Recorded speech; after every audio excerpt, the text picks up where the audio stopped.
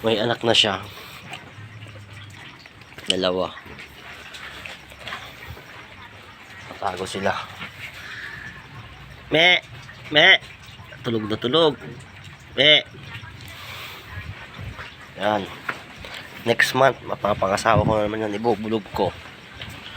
Ito, wala akong baboy. Puntis na siya. Oh. Native. Pero linahingan ko siya ng high 4. March siya mga anak. Ano, kinain niya lahat. Dami kanina yan.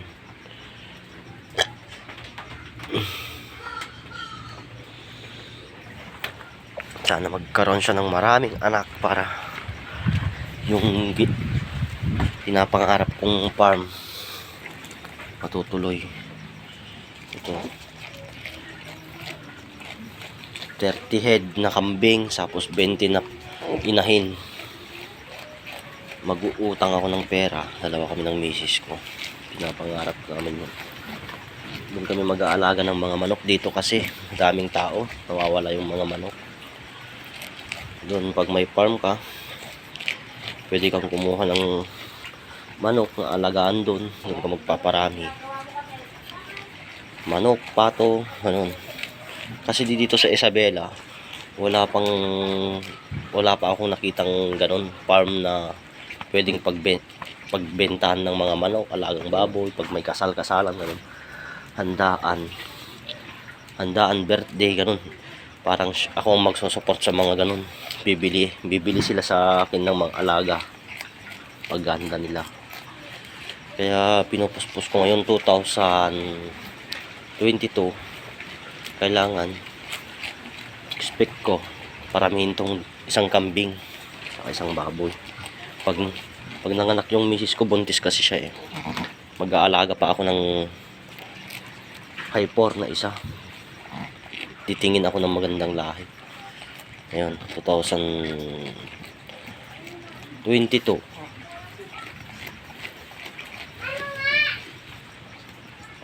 December 18. Ito, nanganak na siya ng dalawang babae ang anak na ngayon. Ipupunaan ko pa ng 27 head na inahin. Yung baboy, isa pa lang. Kailangan 20 head para yung gap natin na magkakaroon ng maraming inahin. Tapos alagaan. Patakaw siya eh.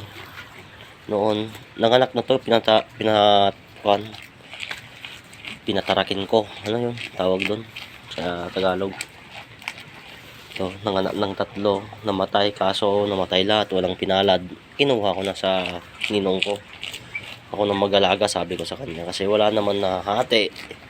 Talagang ganun. Namatay.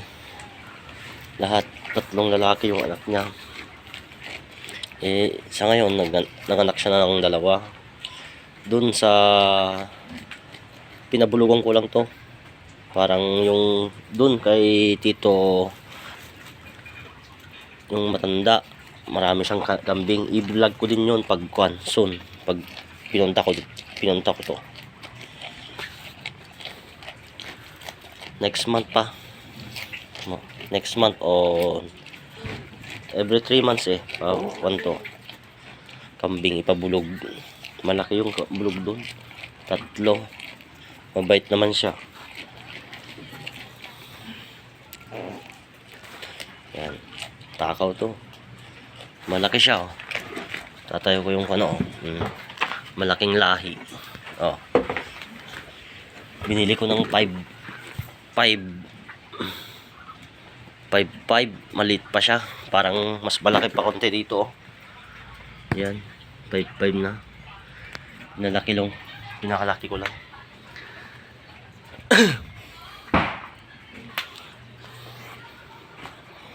Yung aso sana yung kumpera ko. Ganun siya kalit noon. Kapayat, maliit pa.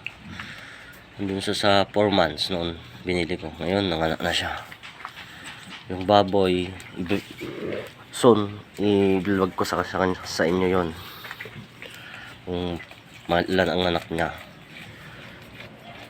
Pinasok ko dun sa kulungan niya kasi umuulan dito.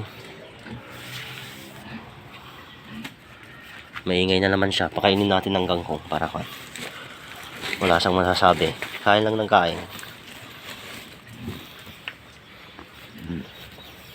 Yan o. Pakainin natin ng kangkong. Kain. Yan. Kain na siya. Tinatali ko kasi pupunta ko sa labas sa mga kangkungan. Pag soon, marami na to. 20 head na baboy na inahin. Expect ko. Tapos bibili. Uutang ako ng pera para pagbili ng mga kahit 300 square meter lang na lupa na pwedeng pag-alagaan ng mga baboy. Dun sa malayo sa mga tao para patayo ka ng kandon. Konting kubo-kubo, bahay kubo, alaga ng manok. Yan. Kulungan kasi dati ng manok baboy ito. Noon, nung 2015 ko ito pinatayo. Kaso wala. 2015? Ay hindi 2012 pala. Kasi nag-alaga na ako. High school pa lang. Ay, kag-graduate ko ng high school. Gusto ko mag-alaga. Kaso wala. Hindi nag-click. Kulang sa experience. Salamat sa YouTube kasi nagkaroon ng maraming kaalaman. Ito hindi ko pa binabaksin to. Healthy naman. Hindi ko pa alam ang mga baksin. Gusto ko magpaanak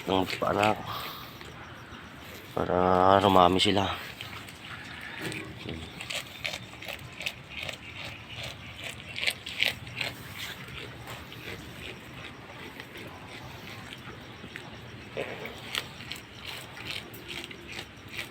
Kangkong to, isang sako, kinuha ko dun sa kawayan. Ibablog ko din dun pag time ko na. Yung pagkuha ng pandon kangkong. Mabait siya. Ang pangalan niya ay Jessica daw. Jessica. Yung baboy Luna. Yung dalawang nalalamig sila. Nalalamig.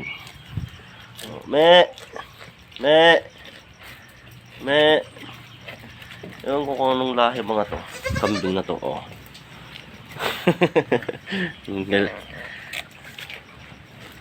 Yung lahing kambing. Yung padede ng nanay eh. Kain lang ng kain para magpagatas ka. Nakain ko kanina yan ng darap. Ito. Gutom na naman. Ewan ko ba sa kambing. Nguya ng nguya.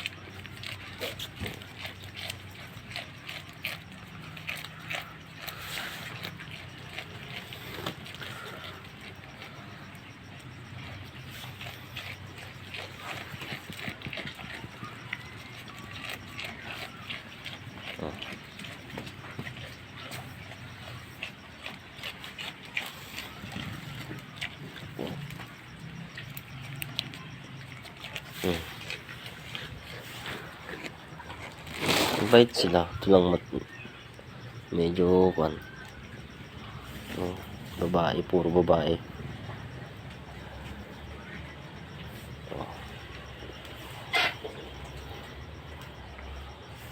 Babae siya. Ito, babae din to.